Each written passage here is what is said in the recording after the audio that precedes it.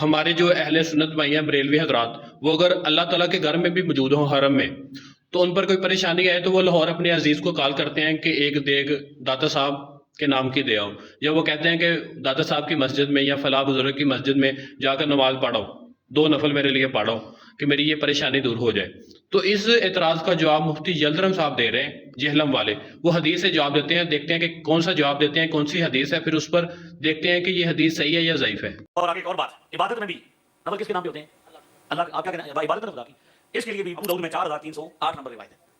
ایک بندہ کہتا ہے اب صالح بن درہم، کبھی ہم کہتے ہیں ہمارے پاس نے بتایا کہ وہ حج کا موقع تھا، وہاں پہ حج کے موقع پر ایک بندہ ملا، حضرت سننے والی بات ہے۔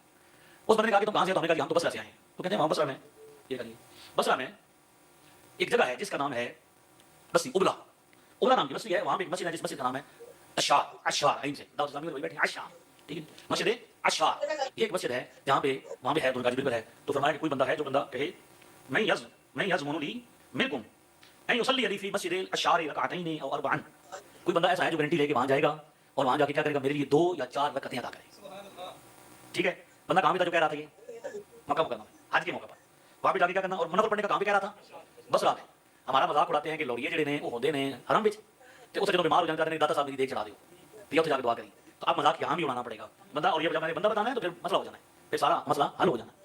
یہ بندہ جو کہہ رہا تھا کہ وہاں جانا حرم میں حج کے موقع پر اور وہاں جا کے میرے لیے 2 یا 4 رکعتیں پڑھنا، اور پڑھنے کے بعد یہ کہنا ویقول ھذہ لابی ہریرہ، نفل پڑھنے کے بعد آخنا کہنا یہ نفل ابو ہریرہ کے ہیں، اے بکرا داتا صاحب دا، اے بکری اے دیکھ خواجہ صاحب دی، اے 4 نفل ابو ہریرہ دے۔ تو سمجھ آ رہی ہے؟ مسئلہ کلیئر ہے کہ نفل کس کے ہیں، عبادت کس کی ہے، راضی کس کو کرنا ہے، ثواب کس کو پہنچانا ہے۔ یہاں تو لوگ فوت شدہ کو پہنچانے کی ممکن ہے، یہاں تو زندہ کو ثواب پہنچنے کی بات ہو رہی ہے۔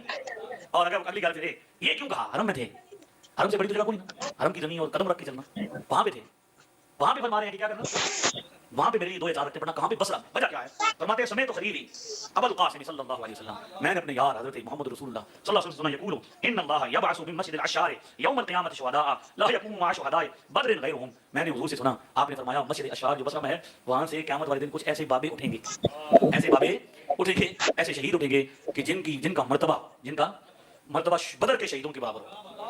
لہذا حرم میں ہوتے ہوئے حضرت ابو ہریرہ نے حکم دیا کہ وہاں پہ جا کے جہاں پہ بزرگوں کی کیا ہے یادگار ہے، مسجد ہے، میرے لیے پڑھنا، کیونکہ وہاں سے برکت نفل تو کہیں بھی پڑھے جا سکتے تھے اور حرم میں تو پھر موجود تھے، لیکن وہاں بھی بتا رہے تھے یہی بات ہے کہ جب بندہ بابا فرید کی مزار پر ہو اور وہاں مسجد اولیاء میں بیٹھا ہو اور ٹیلی فون آئے اور کہے کہ میں یہاں بیٹھا ہوں، تو کوئی بندہ کہ یار میرے واسطے بھی 2 نفل ہے، ماڑے بھی 2 نفل تھے پڑھی چھوڑنا۔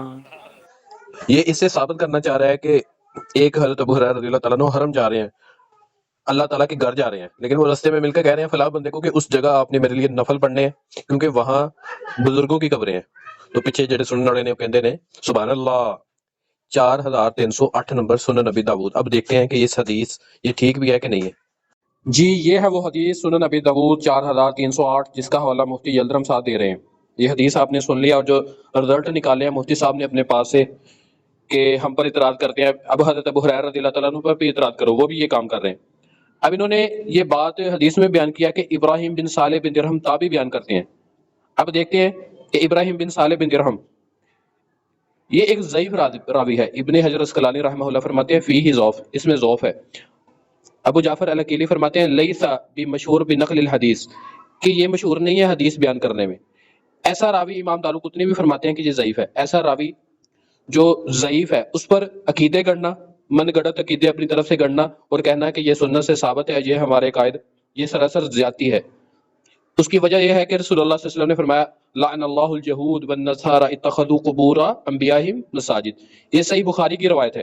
ایک محمد صلی اللہ علیہ وسلم ایک طرف فرما رہے ہوں کہ یہودیوں اور عیسائیوں پر اللہ کی لعنت ہو، انہوں نے اپنے انبیاء کی قبروں کو سجدہ گاہ بنا لیا، اور یہ حضرت ابو ہریرہ رضی اللہ تعالیٰ فرما سکتے ہیں کہ جہاں قبر بنی ہوئی ہے یہاں ان پر جا کر مساجد تعمیر کی گئی ہیں، اور وہ حرم کی طرف جا رہے ہیں اور وہ کہہ رہے ہیں کہ وہاں جا کر میرے لیے نفل پڑھ دینا۔ یہ اپنی طرف سے روایات ضعیف بیان کر کے ان پر عقائد کھڑے کرتے ہیں جو صحیح احادیث کے خلاف ہوتی ہیں۔